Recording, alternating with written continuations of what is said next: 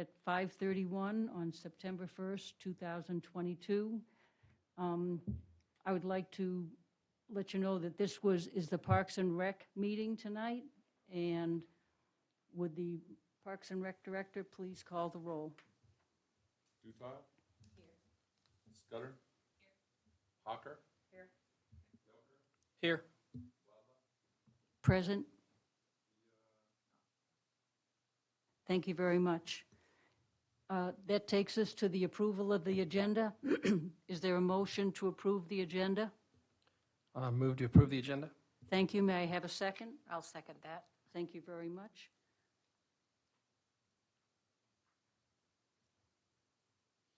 Are there any objections to approval of the agenda?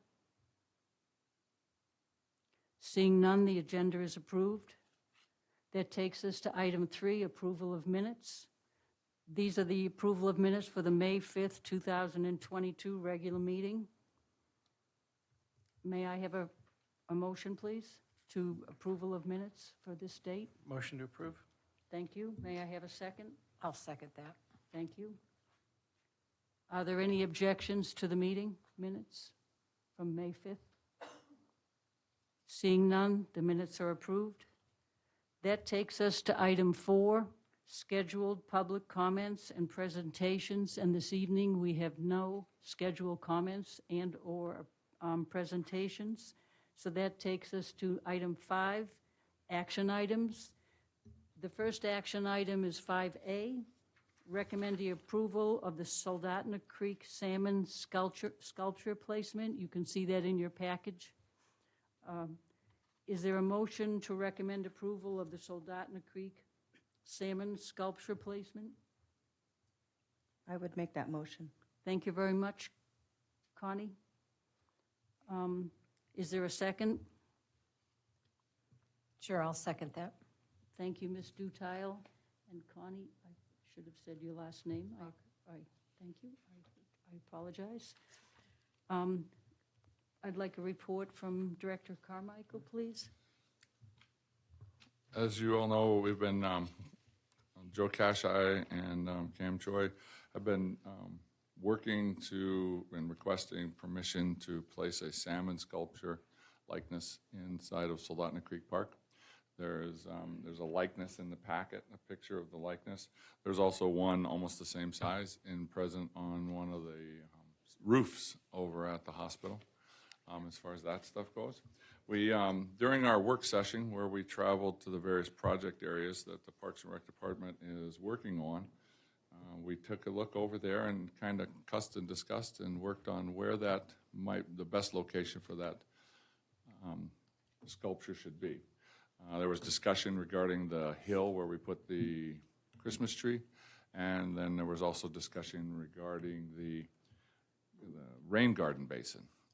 Looking at the hill, it was pretty much unanimous, or everybody felt, we didn't vote so it couldn't have been unanimous, but the gist we got was that we had concerns of placing it on that hill closest to the pavilion, because then all of a sudden we have a very, very busy sight line coming in from the road with the flagpole, the Veterans Memorial, and we didn't want to detract from that or have it too busy.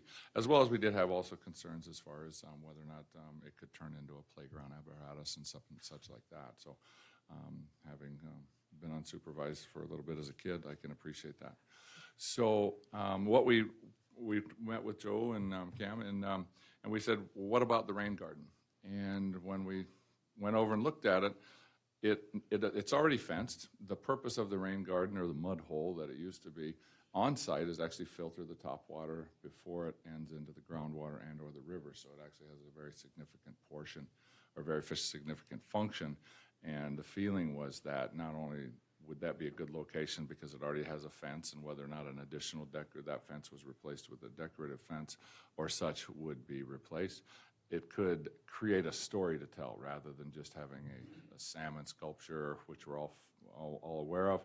We could use that location to tell the story, not only some of related to the salmon, clean water, but also the function of that rain garden technology that helps us clean water with Mother Nature's techniques, and as well as protect it because it would stop in the or filter the water, but the fence and the low spot, because of the geometry, would make it very difficult for someone to do inappropriate climbing on it and such like that. So that's what we're bringing forward, is to identify this or recommend to the council that that is the preferred location when we move forward to council to acquire permission or receive permission as far as the placement of the sculpture. Thank you very much. Are there any public comments on the Soldotna Creek Salmon Sculpture Project? Seeing none?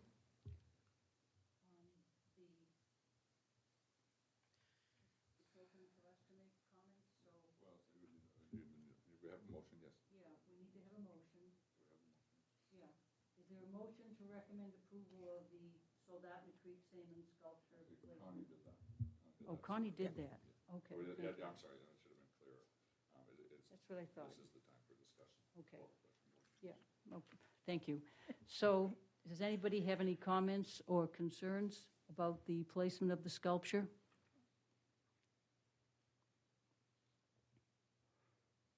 No? I'd like to mention that I'm really pleased with where it's being placed.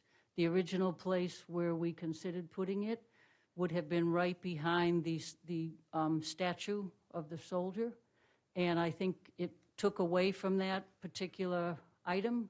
And I also think what it did was it provided a safer venue for people and young people or anybody to climb on the sculpture, and it's quite a beautiful sculpture, and in the right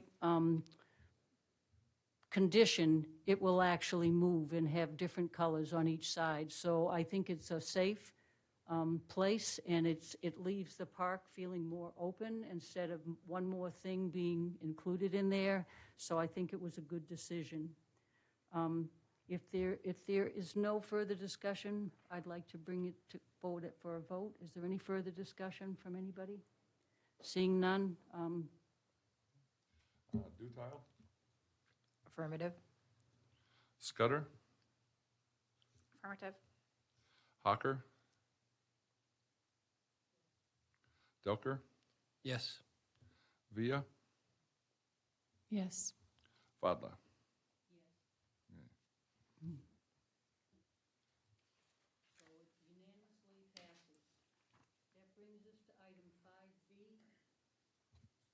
brings us to item 5B, recommending approval of the West Redoubt project change. Is there a motion to recommend the approval of the West Redoubt project? So moved. Seconded.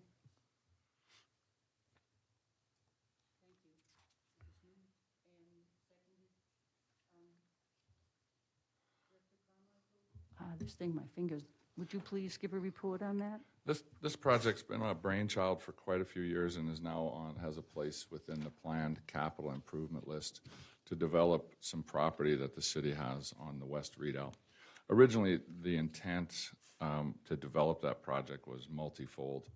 With there are historical features, there are archaeological features on that property, and when we did our master plan, one of the significant contributors, Alan Boras, we met with him, and there was differing positions as far as what to do with that, whether to hide it, whether to or keep it hidden, keep it unknown, or whether or not to tell the story. And the impetus we got from him was the story needs to be told. Please tell our story for the area, the prehistoric, otherwise it's lost. So that portion kind of moved forward, and then about the time Joel came on board, a number of years ago with his mountain bike and his hiking affiliations. So what if we do a single track mountain bike in the winter or in the summer, and that could also be snowshoeing in the winter and walking path year round. And those two facets then became the project, hoping to be able to negotiate with the adjacent DNR parcels that are held in conservatory to be able to develop a big track, a big walking place, a big winter snowshoeing thing for the people that are right in that area. And so we've kind of been moving forward with the biggest challenge at our forefront, that is also a very popular fishing area, not in terms of Centennial or Swiftwater or Soldotna Creek popular, but there's a considerable number of people that go into that area and try to at least improve that and attenuate some of the impact to the neighbors, the neighborhood in terms of parking, possibly, and some of that stuff. With our eyes on the historical site, how do we do that? And the greatest concern with that property was, number one, protecting those sites, protecting the integrity of those, and then also trying to do so in a manner that develop the project in a manner that which minimizes the impact of the neighborhood. And as we looked, and we started in, we're actually funded to have hire a consultant for the conceptual design of that area. And as we started to dig into it, Joel and I got baptized in just the extent of what would be necessary to work with all the stakeholder groups from the Dena'ina folks, because the site was Kenai Riverine, Kenaitses, Alutiiq possibly. So there's a lot of native corporations or groups that need to be touch base with, the landowners, state parks. And it became pretty evident that this is very extensive. And while we don't shy away from that, it did get us thinking. We met with Parks Director Ricky Geese, and he had some fantastic ideas. We had a great conversation, and some of the ideas that came out of that looked very promising. But at the same token, how do you develop, how do you show people what was there without enhancing someone who wanted to do damage or possibly loot the sites or stuff like that without giving them more information?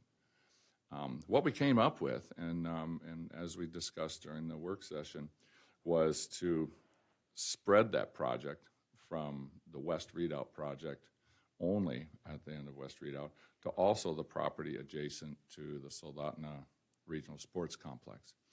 And what we looked at is still tell the story, but tell it from next to the Sports Center. Still have some likenesses, still have those renderings as far as what people could look for, but not on site. So the story would still be told, but not in a location where we're elevating the propensity or possibility for damage or inappropriate activities to our desecration of the sites. So that's what we're looking at now. We had planned in the original project to have everything on site, and then the last phase, actually the last fourth phase, would then be, once we got the site protected, then the trails, walking trails, single track, snowshoe, and once we have that in place, then seek funding for enhanced river access. And that lower portion of the property is where people go, and there's a lot of trails that go in there.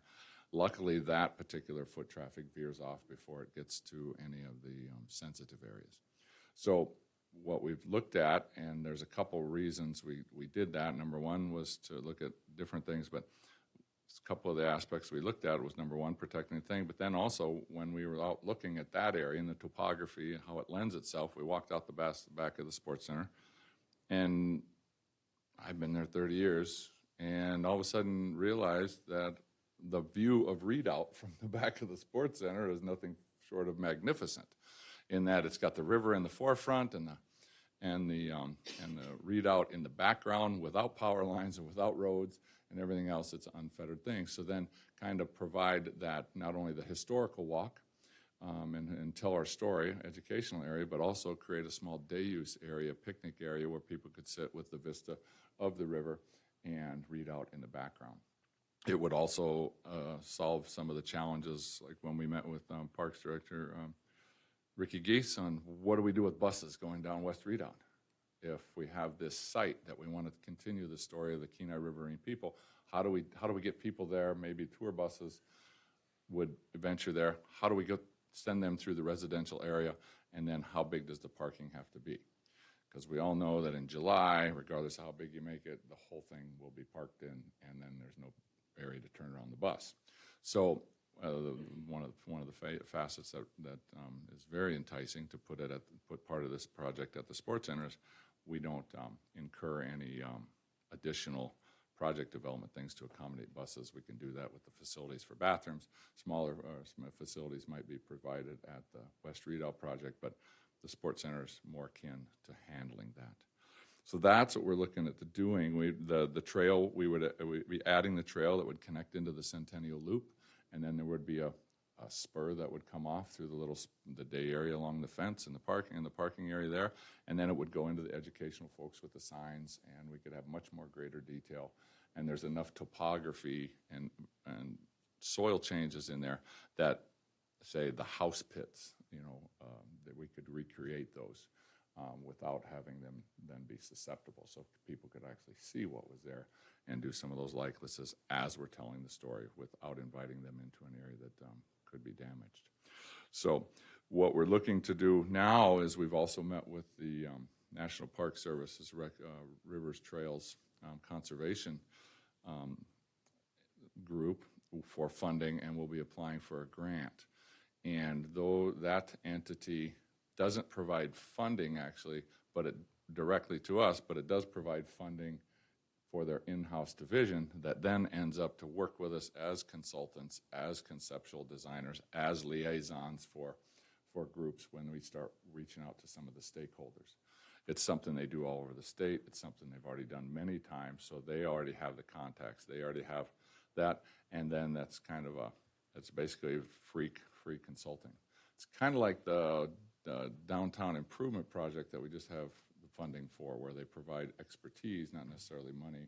At one point we did that where they provided experts to come in and do that. And so that's what we're looking to tap into with this modified project. We have $60,000 set aside for conceptual design, and hopefully we may be able to not have to use that, and then that can go to the ultimate construction of it. So the base project, originally everything on West Readout's been approved. The Parks Board has given, have been on board for that. But this change is pretty significant, but it seems to be one that lends itself to improve the usability, the knowledge communication in all ways, while minimizing potential for problems, potential for problems and conflict in a residential neighborhood, because we're not encouraging buses to go down, minimizing some of the parking issues as we develop that for a determined number of parking spaces.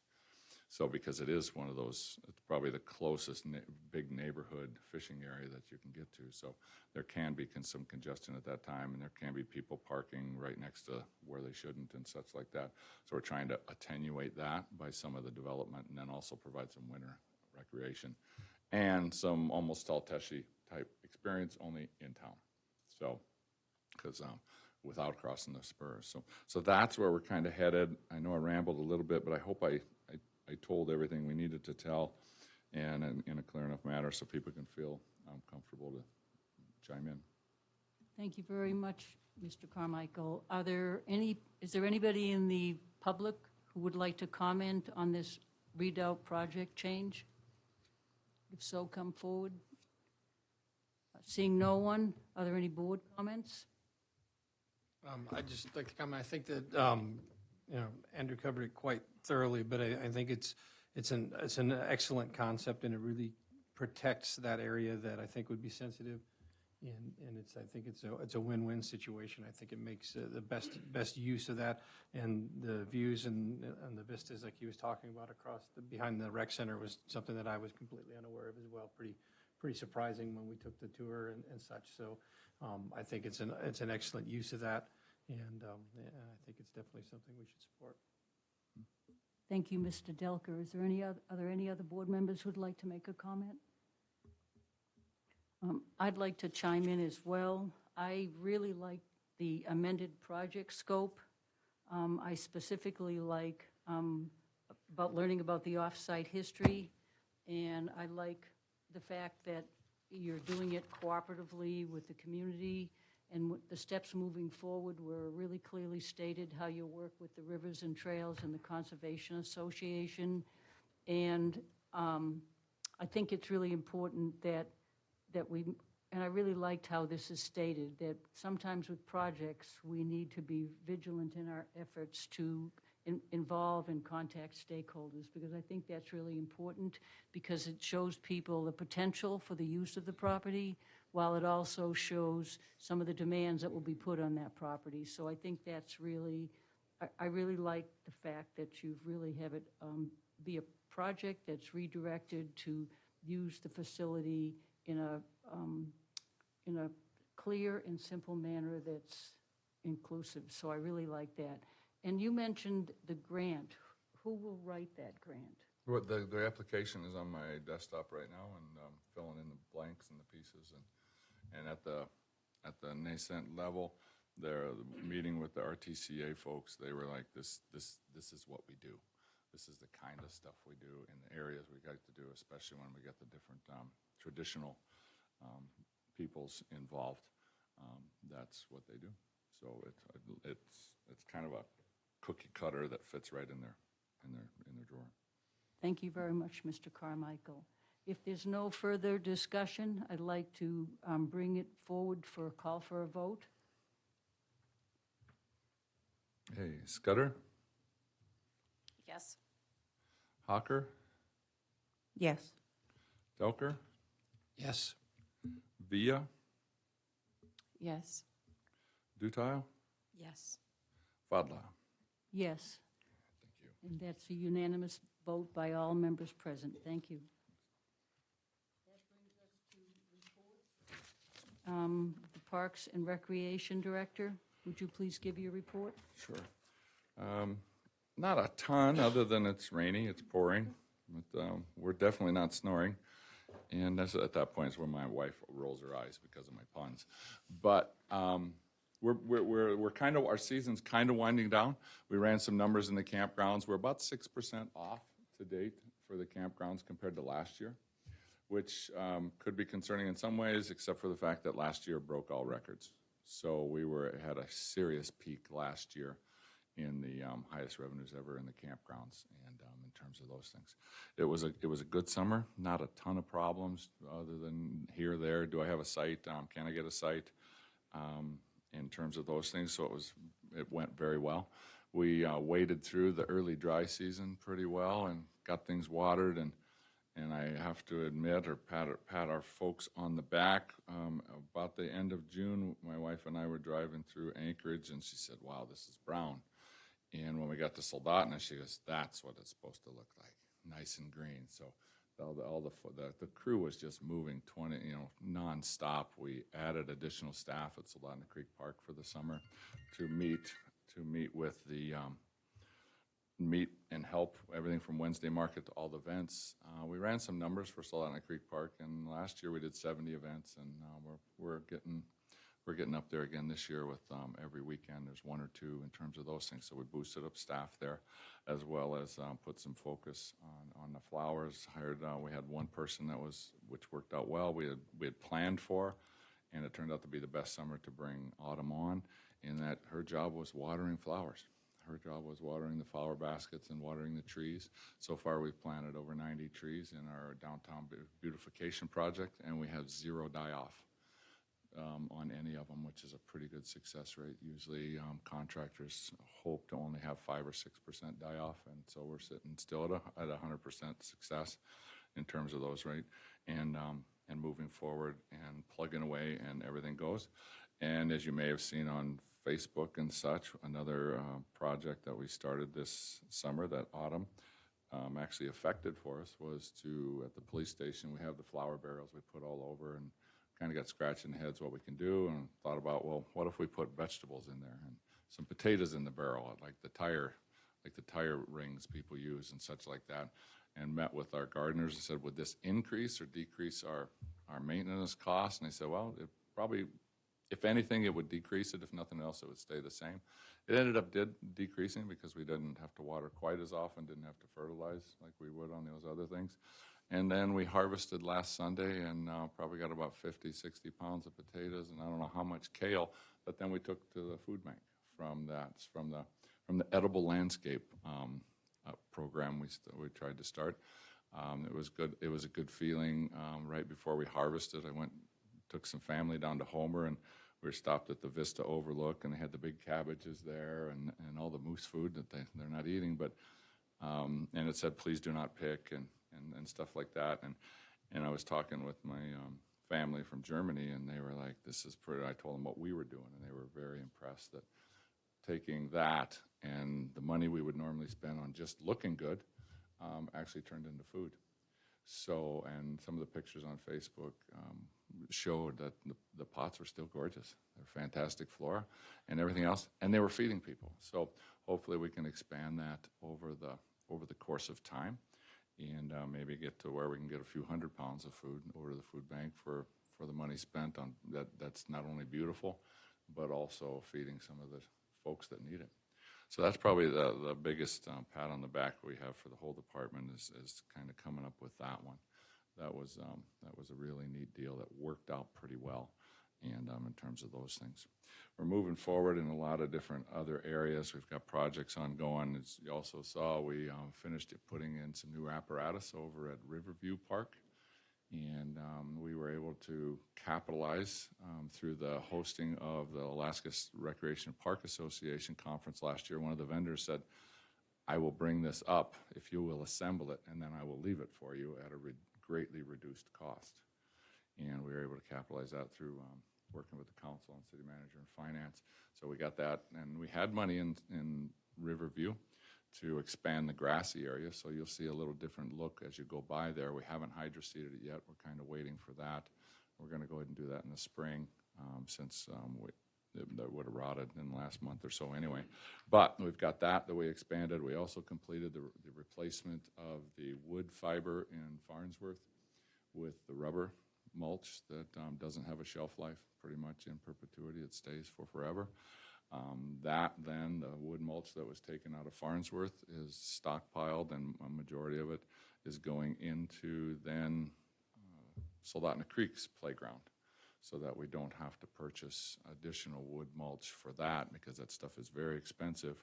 So we're kind of using that as a cycling through the monies we were going to have to spend on Soldotna Creek Park for a product that degrades and goes away and requires periodic replenishment. So we started transitioning to a longer lifespan material. So the crew got that all knocked out, and in terms of those things. So we've been busy all over the place. The park has been crazy busy on Wednesdays when the sun was shining. I think people were getting a little bit spoiled because the numbers are down when it's raining, but whenever I travel in this state, and I did that, that is what people talk about at Soldotna as far as the park and doing the music and the Wednesday market, and had people in from other areas and other Parks and Rec folks, and their jaws just drop open on that day that it's so crazy, so busy, and how many people are drawn into the community. And one of the things they did ask is, has this changed the community? And the answer is yes. It has changed the whole Central Peninsula area. More people are seeing who their neighbors are. And one of the most interesting things, I was talking to one of my son-in-law's friends who's in his mid to late 30s, and I said, it's odd, Tommy. I said, I don't recognize too many people. And I've been here a long time, but I don't recognize too many people. And he said, that's funny. He said, because I recognize almost everybody. And he was born and raised here. So there's age. If you can get up into the mosh pit with Penny, it's a good time. Or if you're hanging out with the young folks watching, it's a fantastic happening that we support and then work with. And obviously, we also had the theater production that ended up moved because of the rain when that kicked in. But nonetheless, we were staged to go. So that's where we're headed.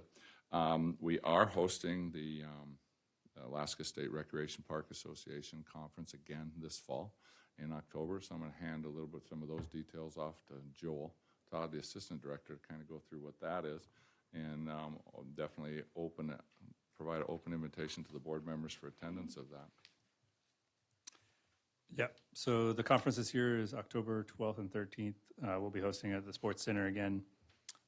You have two flyers on your desk. One's just a quick outline of the events. We are doing a lifeguard instructor course and a certified pool operator course, which is open to pool people, aquatic people from around the state. And then also we're teamed up with the school district to host those at Skyview for all their pool operators too. So it's a joint effort. The one that I really want to point out to you guys, seeing as we don't have a pool, is that Inclusive Playground Workshop. There's a whole flyer about it. It's going to be an all-day training where they're flying in a couple different playground designers to talk about what inclusive playgrounds look like and the purpose of them. We're actually going to use Soldotna Creek as a demo site to kind of as a group, kind of create like a playground that, we would design during the workshop. So we'll have like a real life opportunity to look at what could happen at Soldotna Creek, which is going to be pretty sweet. So I highly recommend all of the board members, if you're able to join us on that day, definitely put that on your calendar. I think it's going to be really informational for what playgrounds are. I think there's a lot of new science that's coming out, and it's not just swing sets and slides anymore. There's a lot more going on. Keep me in the loop if you can come, because it's not limited space, but we definitely need to know who's coming. And then the conference itself is on Wednesday and Thursday. I will email you out the list of education sessions that we have. There might be a couple that I think are specific to our board that might be beneficial. So I'll make sure you guys know which ones could be of use for you. But those are optional if you want to join us on those days. So I'll follow up with some more details on that. But the Inclusive Playground is the workshop. I think will be really cool for you guys. And some of the exciting part about that is it'll allow us to bring in people from the school, from say Hope Community Resources, from Frontier Community Resources, from the hospitals, all those special populations, which is what this inclusive approach to programming and building the facilities is to be able to provide those opportunities to as many people as possible. You look at things like the ground fall protection. When most of us up here grew up, except for Becky, maybe it was all asphalt. And we fell on the asphalt, and then we kept going. And they progressed to recognizing that those dangers of pea gravel. But then some of those tensions were not wheelchair accessible or special needs accessible. And even with some of the changes in the special needs and the mobility devices, even some of the new ADA approved and guideline fall protection systems are still a little bit, can still be challenging for those populations. So one thing that's coming forth is technology is coming out as some of the, you've seen them in work, or maybe when you travel in Anchorage, is like the poured-in rubber surfaces that are now have been proven in Alaska. We've been looking at them for 15, 20 years, but not trusting their rubber, not trusting their drainage, not trusting that their technology or testing areas because it wasn't up here. Because things are a little bit different. And so that's the exciting part, is to work in that direction and get as many people as possible together from as many walks of life, assisted living folks and everything. A number of years ago, the folks from Homer called me and they asked, they said, well, can we bring people up to the parks and everything else? And they actually bring people up to Soldotna as field trips for special needs and assisted livings, because we have so many facilities along the river that are set for that. A few of them are with assistance, but so we're kind of continuing that legacy that Soldotna has done over the years, where that's not an special needs, and that stuff has not been an afterthought for the city of Soldotna since the early 90s, late 80s. They were jumped into that. One of the first major things going on when I got here in 1993 was a needs assessment for the ADA regulations to make sure Soldotna was at the forefront and as accessible as possible. So working on that, and that's exciting. The conference was here last year, and it's from people from around the state to show off not only Soldotna's stuff, but also find out what they're doing and what some of the challenges they have. It was interesting that last time we rented a couple vans for a perceived shuttle need from the hotels to the sports center, and not one person used them. They all walked the Centennial Loop Trail along the river. They said, how do you beat this? So that's Soldotna. That's why people come. So we're, even amongst professionals, they were appreciated that. And of course, a few of them that were like, oh, you got a nail loose here, you got a screw here loose. Well, I know I got a screw loose, but what about the fence? So, and that stuff, but it was interaction and it was fun. So that's an exciting event to have happen with the people from around the state, from Southeast, Fairbanks, all over the place. Next portion is, as always, you may have seen on Facebook and stuff, there is some concern going regarding an event we hosted at Soldotna Creek Park in this summer. Some of the folks, I'm guessing, are here to voice comment and such during the public period on that. It's in the works. From this, it's never a bad time to evaluate your policies if they're more than 2, 3, 4, 5, 10 years old, or maybe even a code section that was approved or adopted in 1975 before legislation changed, parameters changes, societal projections, perceptions change. But it's time to look at that, and there has been work happening on that. We've started internal on the Parks Department side, starting to collect information from other communities. We're reaching out to the folks we know from around the state for those type of things to find out how they've dealt with some of the challenges that are being expressed to us, and how maybe some of their experiences. Fairbanks just got done building a brand new gun range, so I'm sure that was, and Donnie said that was a fun one to work through with all the differing opinions in terms of that stuff. And he said the biggest challenge was from the gentleman who was concerned that the brass from his belt-fed machine gun would fly into the next guy's space. And in terms, so you just get to, when you start dealing, you find out what people are feeling and what their interests are in terms of those things. So we have started on to there, and we have met the city manager, clerk, assistant director, and the mayor and I met a couple of weeks ago to start that process and start collecting information, finding out on the national trends, working with getting inside the city attorney's docket to be able to have him provide research to give us positions and possible guidance as we move through there. So what we're looking at specifically is the review of Soldotna Municipal Code, Chapter 12.28, which is the public parks. In there, there's various terms and various sections that will address the booking policies, booking procedures. I just got a 26-page update from the Anchorage that said, and I had trouble finding because part of it was repealed, but I had the city clerk help me, and it was prohibited in city parks. And those type of things, that what other cities and what their restrictions are, what their allowances are, and those type of things that some of them have attested perhaps, some of them might. Sometimes the bigger cities have a lot more lawyers on staff and maybe have additional reviews and those type of things, but that's starting on the information gathering phase and starting to work on that. So right now we're in the research current best practices in municipal event space management and conferring with peer departments in Alaska.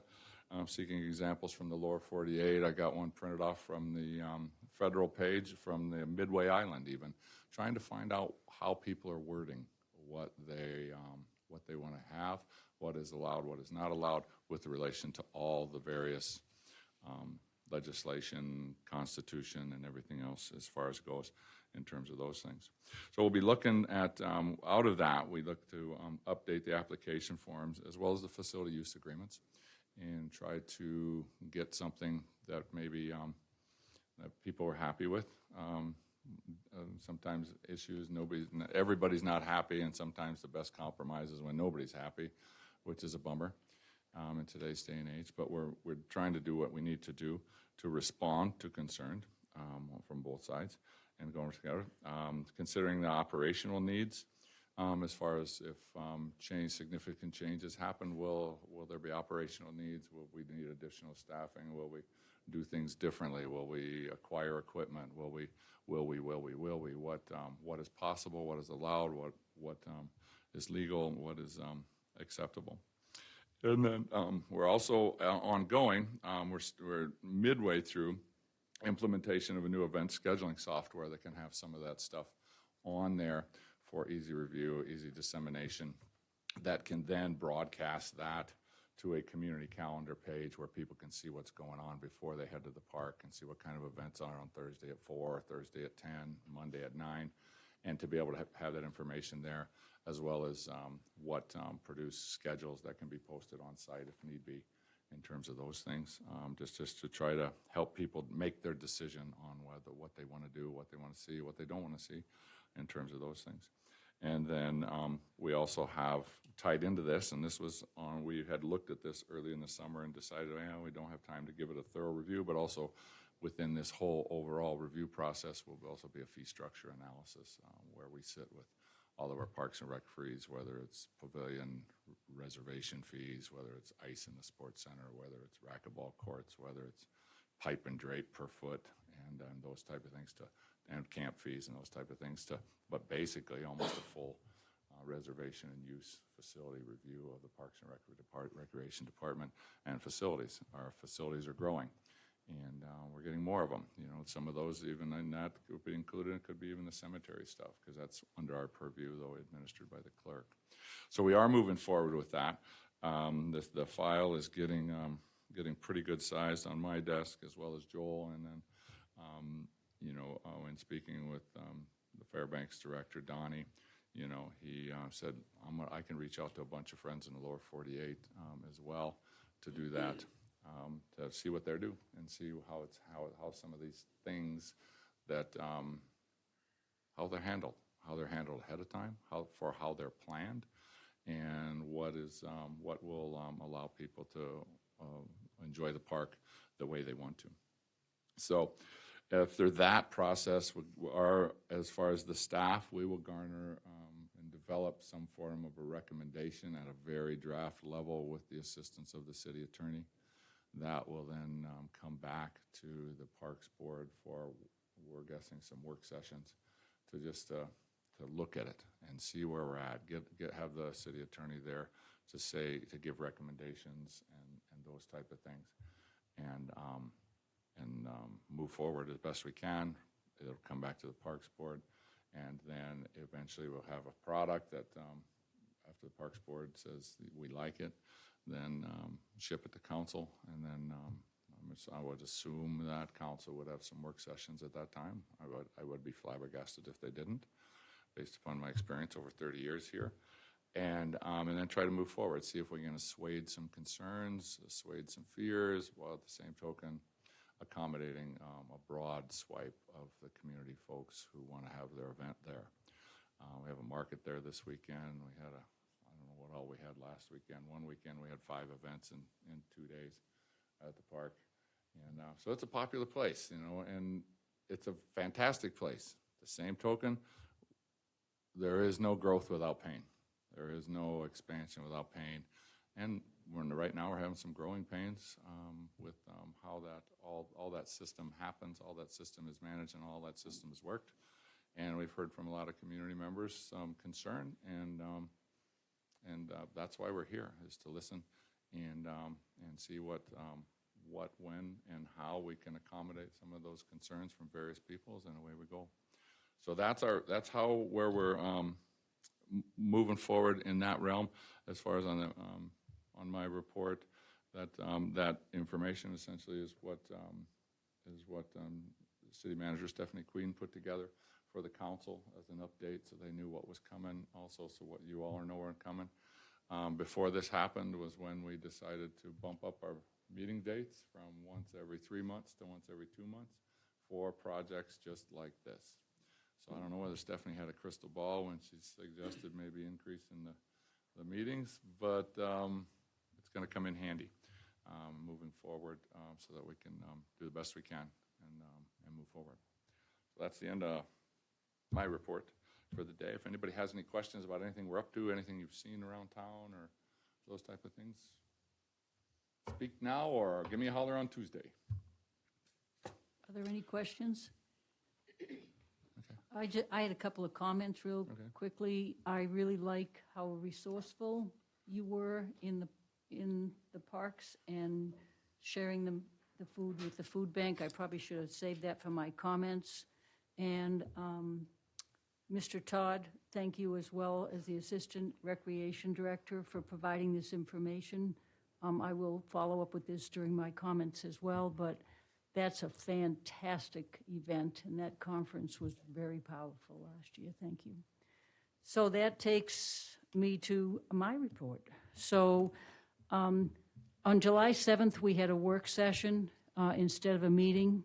We viewed projects around the community, and it was really, I've been to all the parks, but I hadn't been to all the parks since some of the updates that they'd done. So we went to 3 Friends Dog Park, and we looked at the beetle tree kill that they had removed and the rejuvenation of the park, and it was really neat to see that, how it was combined in that venue. Then we went to Sunrise Park where they have the new baseball lines, and I walk around town a lot, and I had neglected to walk by that area, and it was really kind of joyful to see that park again and how big it is, and the fact that there is a place for kids, young kids of all ages and older people to play baseball.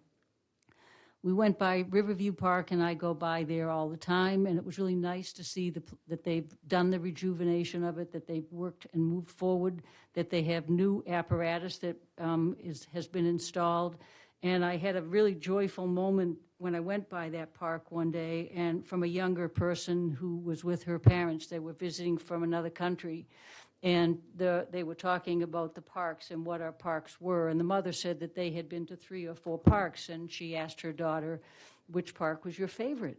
And she looked at her and she said, well, I have a favorite one. And then she listed all 4 of them.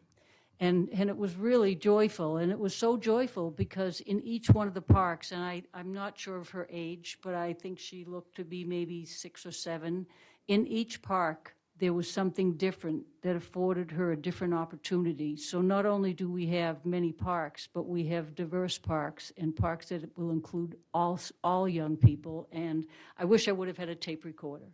I mean, I had my phone, but you really can't just tape a little kid. They probably freak out. But so that was pretty neat. We also went to Arc Lake, and I've been there before, but it looks different now because of the renovations that they've done, and the large beach areas expanded, and the additional parking and the railing that gives people a barrier, and the hydro seating was really appreciated. We did view the trail from behind the Soldotna Regional Sports Center, and I actually hike a lot, and I take a lot of those trails. I like to walk around town, and I had never viewed that area from that section in many years, and it really surprised me how beautiful it is. So, and I think it did the rest of the group too. It was a big group of us. The fish sculpture and the Soldotna Creek Park evaluation, I really like where it's going to be placed. I already said that earlier. I'd like to give a special thanks to the Parks and Rec for their beautification of Soldotna. I went through town and my flowers didn't look like that, and I'm a gardener. And I saw them out all the time. Every time I went by, if I was at a stoplight or something, I'd beep my horn, give them a thumbs up, or say something positive, because I know what it takes, and probably many of you do here in Alaska, to grow flowers and vegetables. Our town looks beautiful. It's well maintained. It's gorgeous. I saw and cheered the many workers. And I did have a question, and I'll pose it now. I do see some information on the field house, and I'm very excited about the potential of that field house. And so within my report, I would encourage people, if you're interested, to vote in favor of that, because it increases the things that we can do for not only young people, but older people who walk in the winter. We can manage and offer many different resources, and it's also an avenue where we could increase the income that comes into our town when people rent that place for conferences or for meetings or to have an event. We have lots of hockey students, not just students who are in school and play hockey, but we have kids who are learning to skate. We have elderly people who are walking around in the wintertime. And so I would encourage you to keep abreast of what's happening there and realize that the time frame to get this done is a short time frame, but I think that frame of time really outweighs the benefits that it can bring to our community, to our young kids, to our kids who are in school, to our families that want to go to a family skate or whatever. So I'm hopeful that will go forward, and we will have a much-needed place for people to congregate, weddings and so forth. That is the end of my report. I would like to do one thing. I would like to welcome Miss Rebecca Scudder. I didn't formally at the beginning of the meeting. Dan Nelson, thank you for being here today. I really appreciate that as a city council member. And City Manager Stephanie Queen, thank you as well for being here. I appreciate all that you do for our community and our people. So, and I will take this to the city manager. Thank you, Ms. Vadla. Andrew gives longer reports than even I do, and I always have quite a lot to share, so I'll keep it brief tonight. I brought with you a couple of documents I'll hand out. The larger document is the updated five-year capital plan that the council adopted in June. And as you may know, this is a document that gets updated every year annually as we enter the new fiscal year, and it outlines our anticipated capital needs for the entire city, both in the general fund and the utility fund for the upcoming 5 years. It's a really helpful strategic planning document because it can help us in terms of budgeting and it can help us in terms of prioritizing. And I know that we solicit input from the boards and commissions and they make their way up to us in terms of what we actually present to the council. But I wanted to share with you this 5-year plan that's now our current adopted version. And then the second handout is a smaller handout. This is the FY23 capital budget.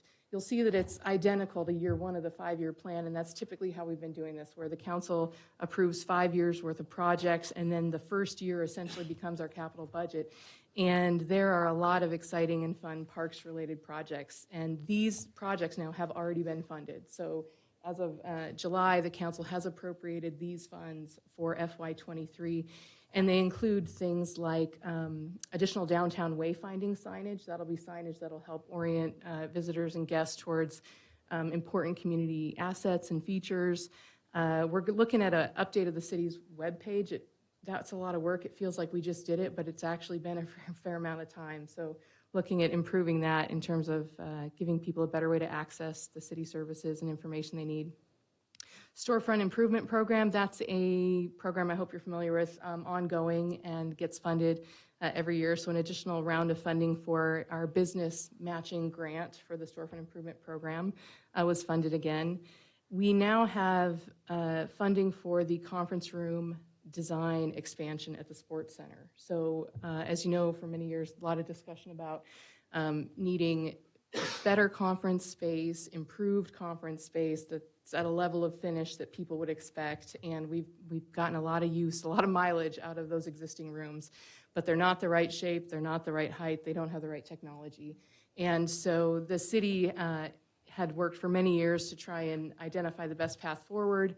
Currently, the plan is that the best path forward is to essentially tear down and rebuild in place. So adjacent there at the Sports Center, but conference rooms that are larger, can accommodate bigger events, and be more conducive to the needs of the community with some pre-function area bathrooms that are separate from the arena bathroom. So in this current year, which started July 1st, we have funding to start that design process. So that's exciting to see that move forward. We've got $50,000 for dog park improvements, as you mentioned. Thanks, Connie, for all your work on that project. Looks really different after the beetle kill had to be removed. And Andrew's been concerned about those trees being hazard trees, and I drug my feet as long as I could until it became really apparent several years after the infestation that they had to come out. So they're out now, and this $50,000 will allow this board and to work with staff and come up with a plan for what gets put back. So what is the future of that park? I know that that's also one of our best utilized parks in town. So I want to make sure that it gets the resources it needs to stay up to standards. A couple other ones, last two, signage. So you might remember a couple years ago we did the big downtown gateway signs. We also did new signage at Centennial and Soldotna Creek Park. This would allow us to put some new signage at Swiftwater and Rotary. So just signage that ties in, probably smaller, maybe look a little bit different than the other signs, but tie into the new signage so that we can better identify those community assets as well when you're on Funny River or East Street out. And then finally, downtown parking improvements. This is a project the city negotiated a lease, a low-cost, long-term lease to formally lease the parking lot in front of the Aspen Hotel for the purpose of paving it and landscaping it so that it can be used over the term of the lease, which is 20 years, for community event parking. So those owners have been really gracious in allowing overflow parking there. This would allow us to formalize that, maybe park people a little bit more efficiently there, make it a little bit nicer. There will be a small green space we intend to have in that parking lot. It might be able to look to accommodate smaller events, smaller markets. But this will add to and support the existing program that's going on at Saldana Creek. So this is some supplemental funding for that project. We hope to start construction in the spring. So we're going to go out to bid, hopefully get contractors on board, but start that and hopefully schedule it in a way that minimizes interruptions with the users of that, the demand for the parking. So 5-year capital plan and capital budget are approved and ready to go. Couple other quick things. You might have heard about the Riverfront Redevelopment Project. This is a really exciting project that our Economic Development Director has been working on for quite a long time. We were successful in a competitive nationwide grant. We received $360,000 from the Economic Development Agency. That's paired with $90,000 that the council had already appropriated. And this is just for planning. And we're going to be working with local landowners downtown, the local community, to look at the stretch of river from Gary Hinkle's Trailer Park up to about the Blasey Mall, really maybe up to the park, but look at that portion of our commercial downtown and evaluate how can we create new opportunities for business growth and development.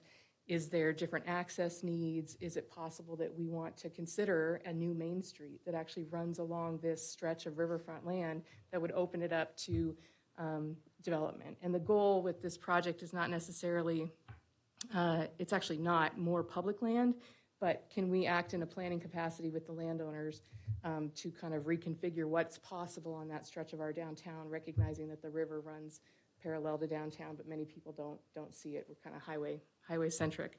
So we are entering into a contract. We got 4 really strong proposals from, I would say, what are the national heavy hitters in terms of consultants with planning, economic analysis, landscape design.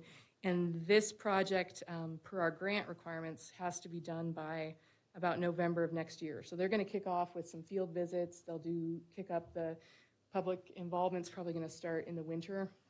Maybe not ideal, but within the constraints of our timeline, that'll be it. So they're going to start up quick, and you'll be hearing, I imagine, a lot about that. This is a really significant budget to work with us and really show what's possible in terms of the future of our downtown and what that commercial corridor could look like.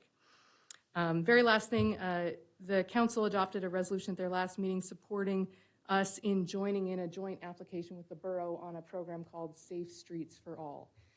This is one of the new federal grant programs that was funded recently, and it's intended to allow communities to reduce fatalities and injuries on our roadways.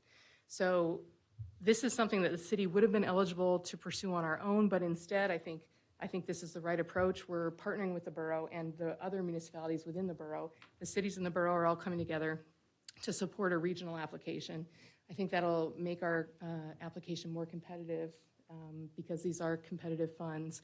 But I think it's also a better approach just to holistically look at the road network and where are the challenges, where are the problems, where are the safety concerns. So our council has supported that effort. It'll still have to go to the borough, and if the borough assembly supports that, then we'll be working together on putting that application forward. That also is just for a planning document, but that planning document is necessary and would open up possibility of construction funding in future rounds of funding. So with some of these new grant programs that we're seeing, we're not eligible to apply for the big dollars just yet in terms of infrastructure, but we are setting the stage for potentially being able to do that a year or 2 years from now. So that's an exciting project that we're partnering with the borough and the other municipalities on. I don't know, Joel, if you're going to talk a little bit more about the field house. Okay. I can kick it over to you, and then I'm happy to answer any questions as well, and thanks for having me. All right, just a Fieldhouse update. We've been working on doing some outreach. We've got a mailer that will be going out this week and another flyer that will be going out next week. We've been, the Fieldhouse the design hasn't changed much from what we've looked at over the years. It's still going to be the size of about 3 large basketball courts that will be multi-use. We'll be able to put turf down to play turf-related sports like football and soccer. We'll have a court system that will be able to play basketball and pickleball. and a variety of other sports. And then it will have a concrete floor, so we could break it all the way down to concrete and do home shows, sports and rec shows, some of the larger events that we struggle to fit in. I've actually had to tell a couple of huge events that we don't have space for them this year because on the Sports Center side, with ice and the hockey season going later than normal, we're just not able to accommodate a lot of our larger events. So this would be one area that we could do that. It's also going to have the elevated walking, running track that will be open at all times for people to use. So we're really gearing, I mean, the focus of this facility is not for high school sports. It's not for competitive youth sports. It's really geared towards all of us. There will be pieces and parts of all of our community using this at different times, but the goal of this facility is that all of us would be able to go in there and play some pickup basketball, go for a walk with our friends, maybe rent it out for a 3-day wrestling tournament where we would bring in, thousands of people from all over the state, and just having that multi-use ability.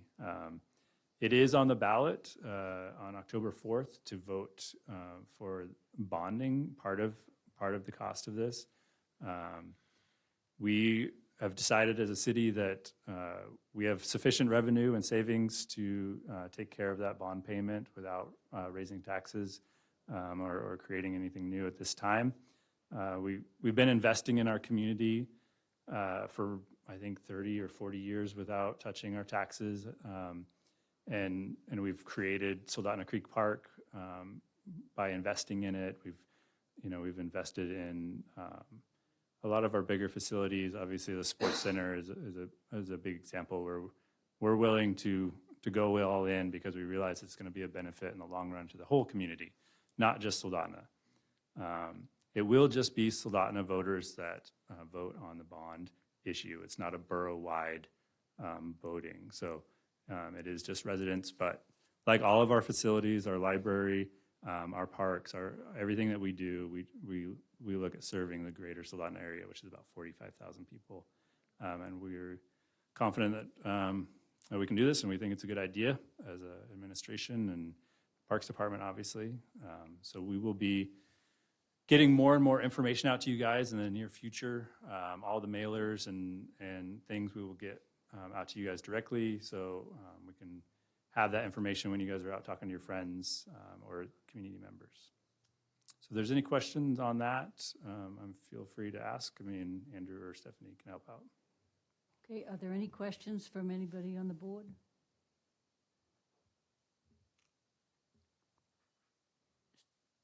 There are no questions. I think we all appreciate all this information and being kept in the loop and recognize the amount of work that you're putting in to embellish our community, to offer more opportunities for all ages, and I really appreciate that. And I think, I can't speak for other people on the board, but I would imagine they do as well. So we have a community that's square miles not large, but I think the heart of the community is large, and I think that's important to note. Thank you very much for your presentations. They're appreciated.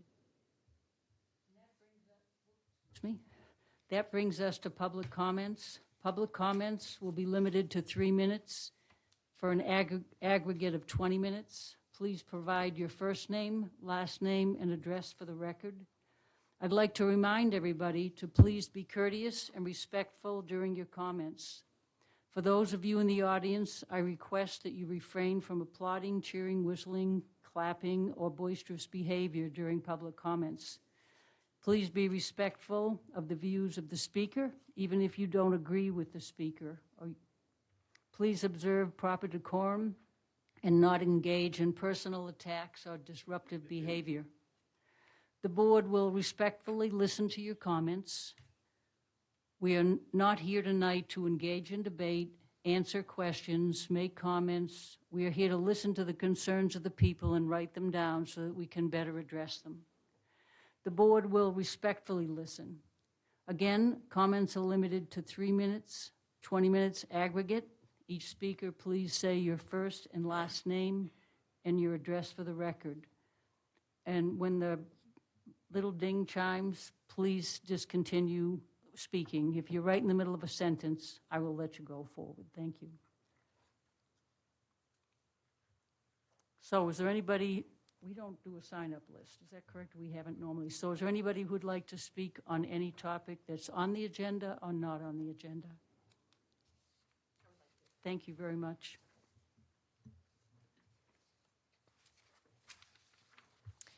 My name is Jessie Colasar, and my address is 38555 Syniad Court. And I would like to speak to what Andrew Carmichael mentioned in the updating of the review of the public use and rental of the Soldotna Creek Park. I'm here as a concerned mother. I have 3 children, 8, 5, and 4. It's been roughly 2.5 months since my husband and I spoke with Andrew Carmichael over our concerns of what took place at the Soldotna Creek Park following the Pride Parade. We've been to 3 city council meetings and continually express our concerns over the incident where children were blatantly being exposed to sexually explicit content in your city park.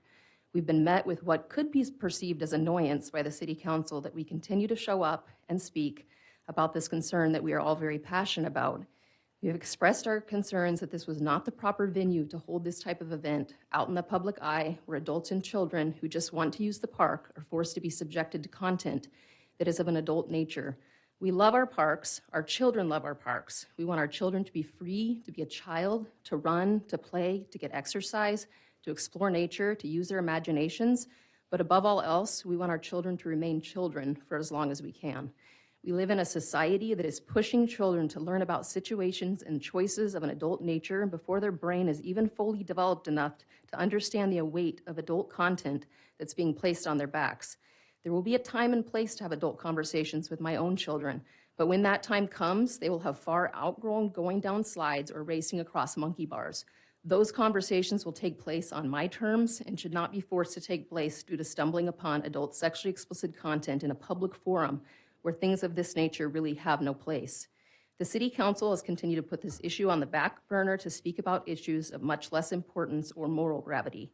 Mayor Whitney proclaimed in an email that this single issue has generated the highest amount of public outrage in the city via email, telephone calls to the City Council, falling just short of the expressed opposition to the proposed mask mandate and annexation.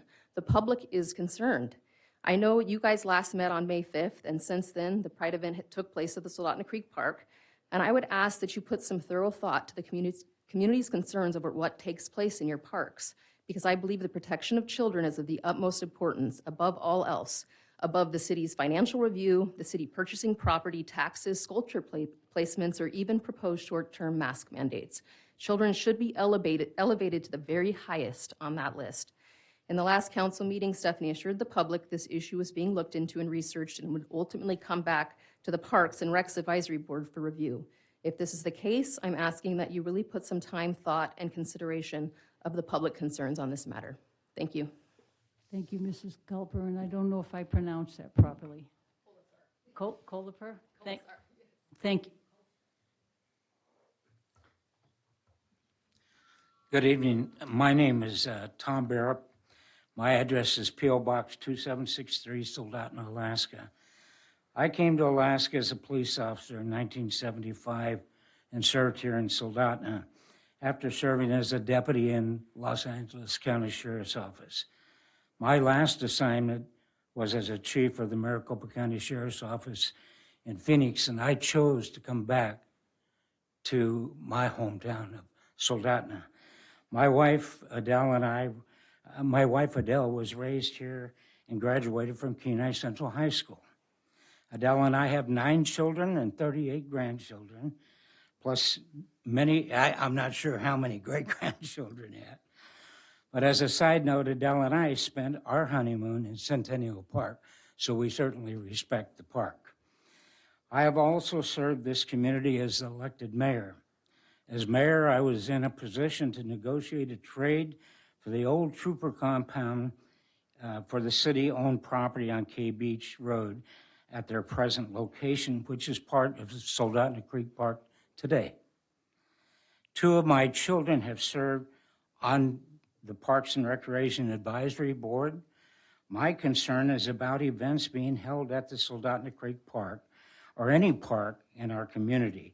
Specifically concerning is the drag queen program held at the park created a major concern for the community, and I feel that it is not appropriate to allow sexualization of children in a family-friendly park with underage children all over the park.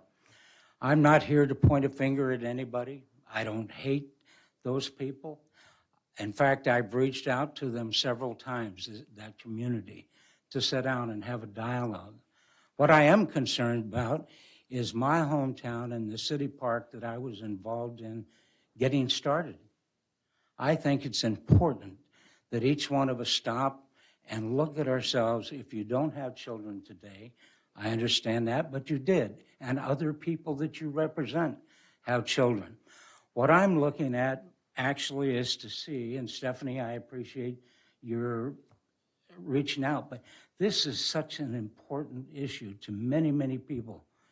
Because if it was your kid that was offended or hurt or saw something that they shouldn't have seen in a public family-friendly park, I think you'd really be as irate, if you would, as I am. Although that there's many other things that are important, as was previously said by Jesse, our children is our life. Each one of you are serving on this board because of the fact that you care not only about the children, but about our community as a whole. I don't want people coming here, and I brought people from all over the world here, if I can have it just another minute. And I personally was offended by having that publication and all the stuff that went on was the drag queen twerking, if you would, in front of children. It's just not appropriate. I would say go to Charlie's, but they close. So, thank you. Thank you very much, Mr. Barab. My name's Isaac Colasar. I live in Soldotna.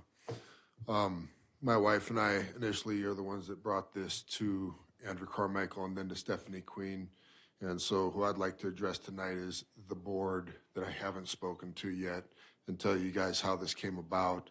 It did come about because there was the Pride in the Park event. That's happened for years. Never had anything to say about it. But there was an individual who had the leggings, if you don't know, that were nude colored to have the presentation of being naked underneath their skirt by putting a thong on underneath. And then they were wearing a crop top shirt. So I know people are saying they were fully clothed, but that's really not the fact. You can watch the video for yourself if you haven't seen it. I used to take my kids to Soldotna Creek Park. This individual's there twerking on stage for the world to see. And they say it's not public or you cannot see it from the parking lot, which is also not true. I challenge you to stand in the parking lot and see if you can see the front stage. I later got all the video footage from there and watched what happened, and none of it made me feel any better about the whole event. I don't take my kids there anymore. This went viral on Facebook and on a site on Twitter. So our town and our park now, if you actually look it up on Google, we're under one of the top searches when you see that, is that I don't want our town to be known for that. I have no problem with the Pride event. They've done it for years and you've never heard my voice and never knew who I was. But I have a problem with this sexually explicit material that's being handled in front of children. I want to read you a few things. Each one of these I read are directly from the emails that we also collected. These are not all of them, but these are some awesome points, I think, that came directly from the mayor and what he thought about this. So I'm going to try to read through these relatively quick. These are all straight quotes from his emails. It says, can we look at the clause that sexually explicit or what might be considered X-rated performances not be permitted in an open venue like the park? Later on, he says, I have served as a council, as mayor for 9+ years, and this incident has generated the most emails, phone calls of any single other event other than the proposed mask mandate and annexation. Later on, he says, if this performance had taken place in a venue where only those attending would be viewing it and discuss, the controversy would not be happening, which he is completely correct. And then he says, because this performance took place in an open venue in the park where many people were subject to viewing even a small portion of it, I have to agree it was inappropriate for it to have taken place there. It's not about stopping people from doing it. It's about having it in public in front of our children. If it generated all of this, we've been to the last few city council meetings. The first one, this whole place was filled up, not to include emails. If it generated that, let's make it a priority instead of buying some land or doing some other things. Parks and Rec does a great job putting things out there. As a veteran, I love the memorial. It's wonderful. Thank you guys for that. Please put this at the top of your priority list so the moral fiber of our community can be protected. Thank you. Thank you very much, Mr. Barrett.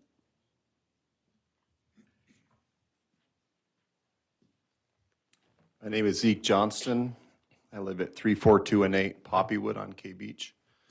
I've lived here my whole life. I was born in Homer after a short little flight in a Stetson bush plane from Seldovia. And I grew up on a homestead in Anilchik and kind of moved my way up the peninsula. I used to work with Joel at Sportsman's Warehouse. My wife and I are married with 4 kids.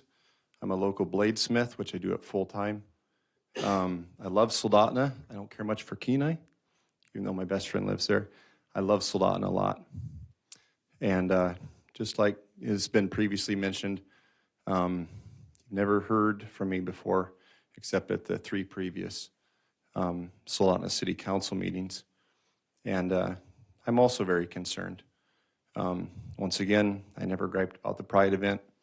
I didn't honk going by because that's not my stance on things, to support that kind of sexuality, but you've not heard me gripe about it until now. So I'm also asking that you all would make this a priority. Specifically, I realize your jurisdiction is the park itself.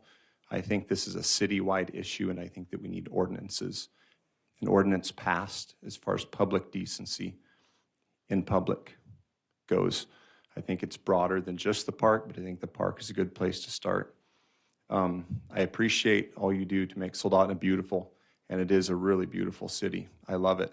My wife and I moved to Idaho a few years back, and we stayed 5 months, and everybody thought it was because my wife wanted to move back, and it was because of this guy. So I love Alaska. I'm native born here, and I want to keep our town appropriate. And that's really all we're asking for. We're not asking to diss anybody that has different views sexually than some of us. We're just asking for it to be appropriate within the park and then hopefully further within the city itself. So all the beauty of our city can only be appreciated by those who are important to us, which is the next generation, if we pass ordinances, and I'm not sure how it exactly works within Parks and Rec, but pass principled rules that can include everybody, but be appropriate. So thank you for listening, for your time.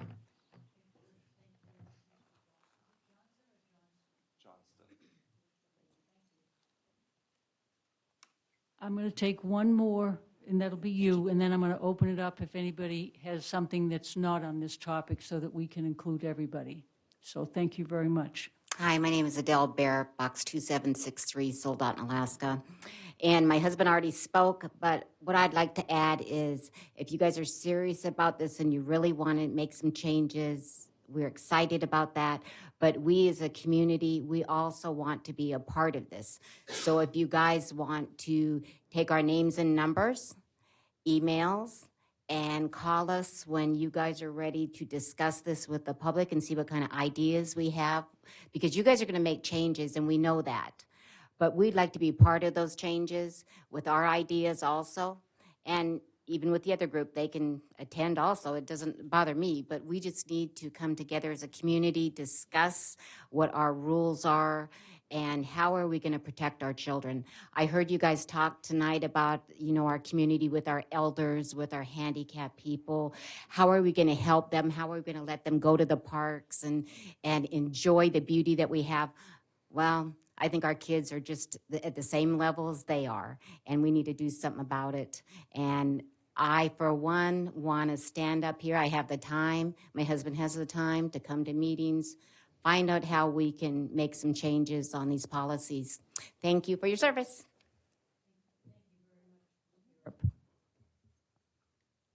Would you like to go ahead and come up?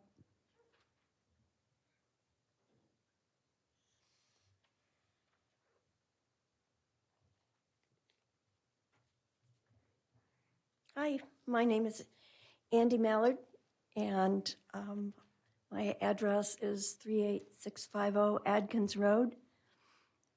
I actually live in Sterling, and I spend a lot of time here, as Joel can attest. I'm a pickleball player. I'm one of quite a few in this area, all along the peninsula. In the past, players from Kenai, Soldotna, Nikiski, Sterling, and as far away as Homer, and also Anchorage, when they come to fish here, they've all come to the sports center to play pickleball. We've always played pickleball there. This summer, because of the construction, obviously it was closed down. And so we actually had no place to play. Just to let you know, Anchorage has 66 pickleball courts now. 66. Their pickleball club has over 500 people. Of those 500 people, I probably know 200 of them personally, and they all come here to fish, and they all bring their paddles when they come, because there's nothing else to do when they get off the river at 9 a.m. after they've caught their limit. Homer has 8 dedicated courts. Sterling actually has 6 courts, 3 indoor and 3 outdoor. Kenai has 3 courts in the rec center. This year during the summer, Soldotna had 1 court. And it's a court that's taped off, well, now somebody in the dead of night painted it, at the old prep school on one of their tennis courts so that we would have a place to play. During her presentation, Ms. Queen indicated that, and rightfully so, you're going to do more construction inside of the sports center over the course of the next couple of years, redoing the meeting rooms there. And although I agree that that needs to be done, absolutely, one more time, it's going to take away, I'm assuming, because you'll have to store things out in the hockey area, you'll take away the pickleball courts again. It's wonderful that you'll have time for the pickleball courts and space in the field house, but right now we need some outdoor dedicated courts as well. The space, as I've been driving around Soldotna, the space right behind the sports center, that currently houses your overflow, is the perfect spot. If you flattened that, paved it, we would bring our own nets and we would paint our own lines. And you already have a kiosk for pay to play, and we would pay. Thank you very much. And it's Thank you. Is it Miss Mallard? Mm-hmm. I did 1L. 1L, thank you. Thank you.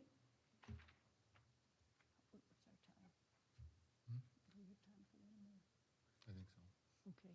Is there anybody else who'd like to provide any testimony? Okay, seeing no one, we will go to our next, which is actually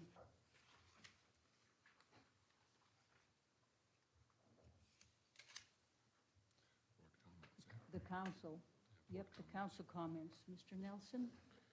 Thank you very much. And I was just trying to actually think about when the last time I've been to a Parks and Rec Advisory Board meeting. So I certainly appreciate you having me and look forward to working with you a bit more here in this role. I appreciated it. I was thinking as I've been driving past Riverview Park quite a bit lately and wondering what was going on over there. So now I know. So I certainly appreciate that and being welcomed here. Just a couple news items from the council. I'll keep it brief. A couple of things that has happened in our previous meetings. The purchase has been going forward of the tract of the Mullen Homestead subdivision that's over on adjacent to East Redoubt.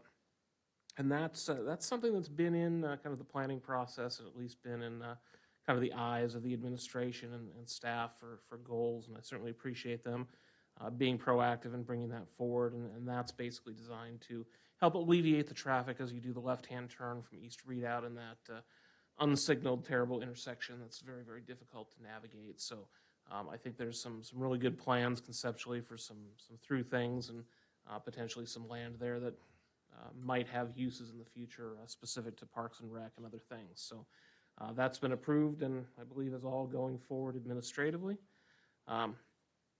We did at our last meeting, we had a work session, which was our mini grant work session. So the mini grant program, and I don't have the verbiage in front of me, but basically has some goals for the city to be able to put forth funding for programs that have some very specific objectives, which also include, improving quality of life and historical and community access. So there were, I believe, 9 applications for us to review. So we heard presentations from almost all of them during the work session.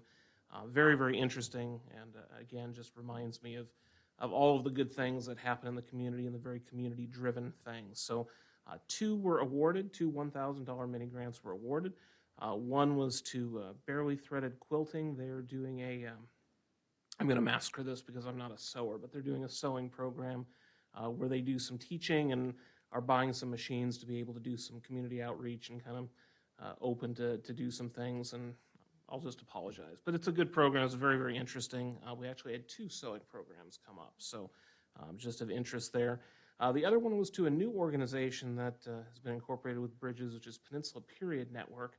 And this was I think, fairly new as far as in maybe just a month or two, where the goal is to provide menstrual products in the schools. So there's been some interesting discussion that I didn't know that there's a stigma to that. And while they may have kind of general supplies in a nurse's office or things, this is designed to really remove a stigma, remove a barrier for young people that are obviously at an age where education is important and these changes are happening where that accessibility is there, so it's not an impediment to education. So very, very interesting programs, and we do get a report back from those folks at council as one of the stipulations, so be interested to hear how that has gone.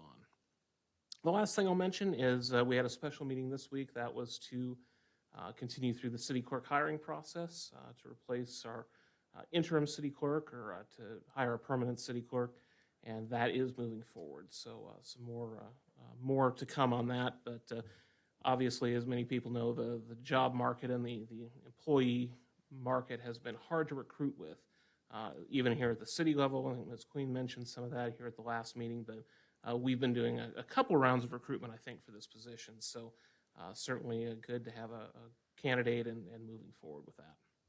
I'm happy to answer any questions, but that's the end of my report. Thank you very much, Mr. Nelson. Are there any questions? Seeing none, I'd like to just say thank you for that report. I read both of those documents, the Mullen one and then the grant one. Not all of it, the grant one, but I was impressed with the number of people that applied and who you gave the some of the grants to. And I know everything costs money, and I think that's money well spent within the community, so some of these things can be offered. Thank you. I appreciate it. So that brings us to item 4, board member comments. Should I call on you, or why don't you raise your hands like in school? Who would like to go first? I have to say, I'm kind of new at this. This is actually my first meeting here. I did a telephonic meeting for my first one. I've been in Soldotna for about 40 years now.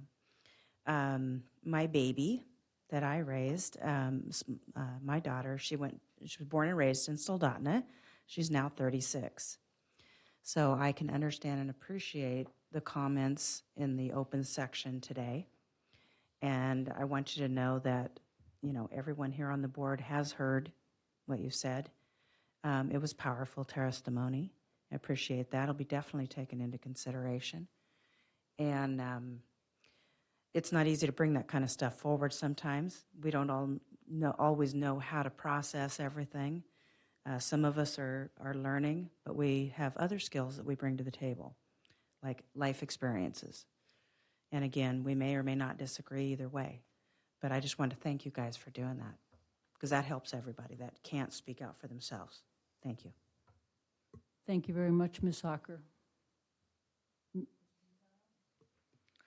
I just want to say thank you to all who made comments from the public, and I want you to know we are listening.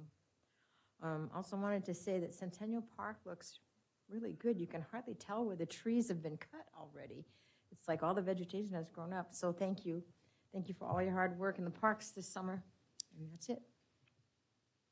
Thank you very much, Ms. Dutile. Who would like to go next? Mr. Delker. I also would like to thank those who gave testimony today and appreciate the honesty and the candor, but also the respect that was given today with the testimony. We will take into account your testimony. I raised a family here. My daughters are now in college, but hopefully, God willing, maybe they'll come back and bring their kids and raise their kids here too. So we all want an environment that's safe, and we want to be able to provide a safe environment for all of our families. So we will take that into account and appreciate your time. Thank you, Ms. Villa. I'd also like to say thank you for all your comments. I know it takes a lot of courage to get up there and do that. And it can be a scary thing, but I do appreciate, and I am listening also. And I'd also like to thank Parks and Rec, Joel and Andrew, for all their hard work, and for Stephanie also. I appreciate all your hard work making the Soldotna Creek Park a great place for all of us to be. I think representing the Wednesday market, I'm just amazed and astounded at how well the park is kept up with the amount of people that come and go. When you go to the park, you don't see all the garbage that's been picked up by the workers, and all the staff that have had to go around and individually pick up one tiny little piece of paper to keep the park nice and clean and green. And I remember in the early days when I first started the Wednesday market, I would go around and try to keep the park as clean as possible. And so I can appreciate all the work that goes into picking up all those little tiny pieces of paper in the park and just making sure that it looks good on Thursday and the whole summer. And so I just want to say thank you to Joel and Andrew for all their hard work, and for Stephanie for all her support also. I don't think that the market would be, I know the market would not be what it is without the support of the city and Stephanie and Joel and Andrew, Parks and Rec, and the Soldotna Chamber. It's just made our community such an amazing place to be. The unity that you feel when you come to the park is due to the collaboration, the great collaboration of everyone, and I'm super thankful. So I just wanted to say that. Thank you. Thank you very much, Ms. Villa. And Ms. Scudder?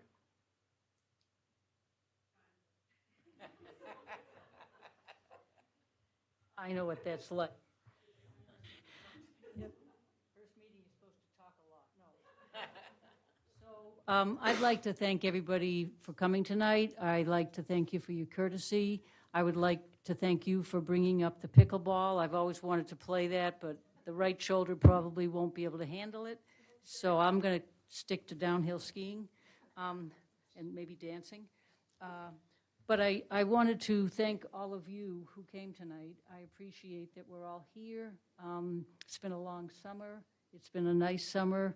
I'm hoping for some more sunshine. I would like to thank you, Mr. Carmichael, you, Mr. Todd, you, Miss Queen, and you, Mr. Nelson, for being here tonight. And without what you do, which is poor English, but I'll say it anyway, I believe that the city is a safer, more responsible, more open community where we can show that we care about the beauty, we care about the park, we care about the people, we care about differences, we care about the being inclusive, and we care about our young as well as our old. It's really nice living here. You know, despite my accent, I've been in Alaska 45 years. So I really appreciate the time and the energy everybody has put into running our city. We actually couldn't do it without you. I'm just going to say that. You guys are the brains, we're the brawn. Okay, or maybe that's not the way I should say it, but I appreciate you. And I want to encourage my fellow board members, if you can, to attend at least what Mr. Todd stated about the inclusive playground workshop, because I think that's a workshop that will show us what we need in our parks. Each one is different. I have been on the committee to purchase some of the park equipment, and it was really a learning experience. I didn't like you that day, but I did it anyway because you asked me to with somebody else. And it's good equipment. I think we probably could have gone differently, but you had several choices. But please attend that. It's a powerful. Max buried now? Yes. It was a lot of work.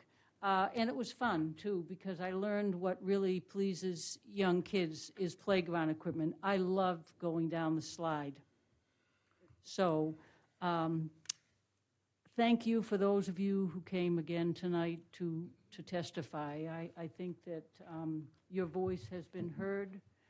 We've taken into consideration, we will have to take into consideration all views, all sides, do some research, and hopefully, and we will have another meeting on November 3rd. I believe it's November 3rd at 5:30 right here. And I just want to say have a safe rest of your summer. And thank you very much for your willingness to be part of the community and speak your piece. I appreciate that. I think we all do. Thank you very much. And you have a nice evening. Oh, we are adjourned at, thank you.